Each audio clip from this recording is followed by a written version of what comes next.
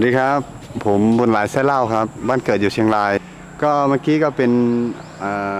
แอคชั่นโชว์เล็กน้อยนะครับที่ทำมาโดยกระทันหันนะครับก็ที่ผ่านมาก็ทำอยู่ในวงการการแสดงหรือว่าวงการของศิลปะการป้องกันตัวนะครับก็มาหลายปีครับเป็น10 ปีก็มีผลงานเกี่ยวกับด้านการแสดงเรื่องศิลปะอะไรพวกนี้ก็เยอะครับในเรื่องหนังสั้นหรือว่าเป็นภาพยนตร์อะไรพวกนี้ครับครับสวัสดีครับผมอิทธิเดชเกษรธีรพันธ์บ้านเกิดอยู่เชียงรายอำเภอเวียงแก่นนะครับประสบการณ์ที่ผ่านมาก็ทำหลายเรื่องด้วยนะฮะ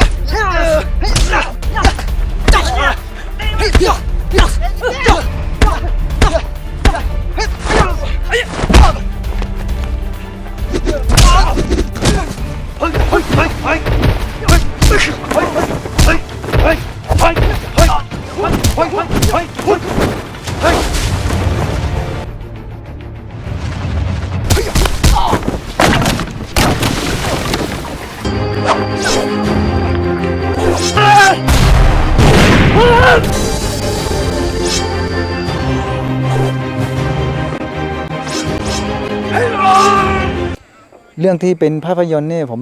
มีโอกาสได้แสดงกับพี่สรพงษ์ชาตรีเรื่องนั้นจะเป็นเรื่องแสดงเกี่ยวกับเป็นสตันท์แมนกระโดดระเบิดหรือว่าพวกรับแอคด้วย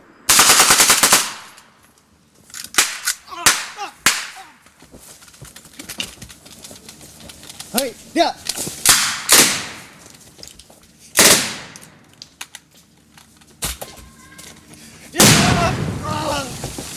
ปกติที่ผ่านมาที่ผมทำเป็นสตันท์แมนตีลังกาบ้างรับแอคบ้างกระโดด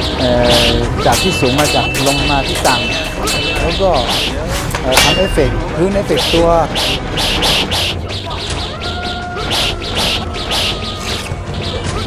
ในแต่ละเรื่องที่ผ่านมานะก็เล่นทั้งสตันท์แมนทั้งเอฟเฟกต์ระเบิดแล้วเนี่ยรับเอฟเฟกต์ตัวแล้วก็ทำพวกสลิงอะไรพวกนี้ครับก็ทำเองบางทีก็ทีมงานก็ไม่เยอะแล้วก็ทำเองแล้วก็ต้องทำเอฟเฟกต์อะไรพวกนี้เราก็ประกอบเองอะไรพวกนี้ด้วยอุปกรณ์อะไรพวกนี้เราก็ต้องทำเองอะไรพวกนี้ครับก็ทำหลายอย่าง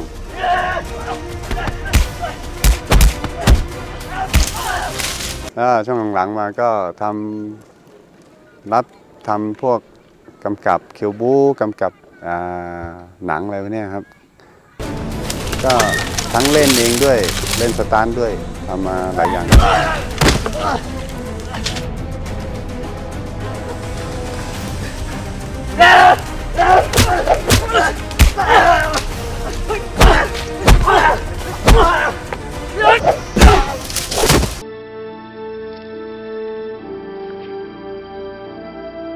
ปี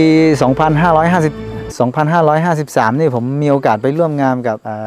กองถ่ายของแฟนฉันด้วยเรื่องนั้นจะเป็นหนังเทิดพระเกียรติหนังสั้นนะฮะเป็นหนังของในหลวงเรื่องนั้นเป็นเรื่องที่ผมภาคภูมิใจเหมือนกัน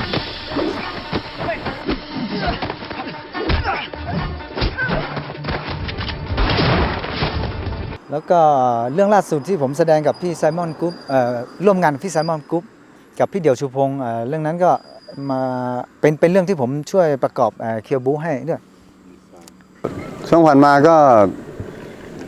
ได้ร่วมงานกับหลายๆฝ่ายนะครับกับพี่ๆที่เป็นคนไทยบ้างเป็นคนมาจาก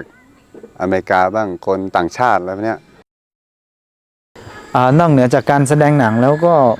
ปีใหม่เขาก็เชิญให้ไปแสดงไปโชว์ตามงานต่างๆเนาะพวกแสดงแอคชั่นโชว์ตีลังกาควงกระบี่กระบองพ่นไฟอะไรพวกนี้นะ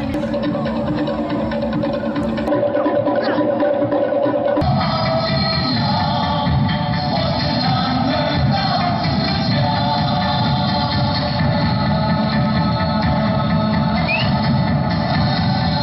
ครับผมเป็นคนที่คลั่งไคล้แล้วก็ชอบในการแสดงงานแสดงพวกนี้นะแล้วก็เป็นคนกันเองแล้วก็ตลกด้วยครับ ของครับ ครับสวัสดีครับ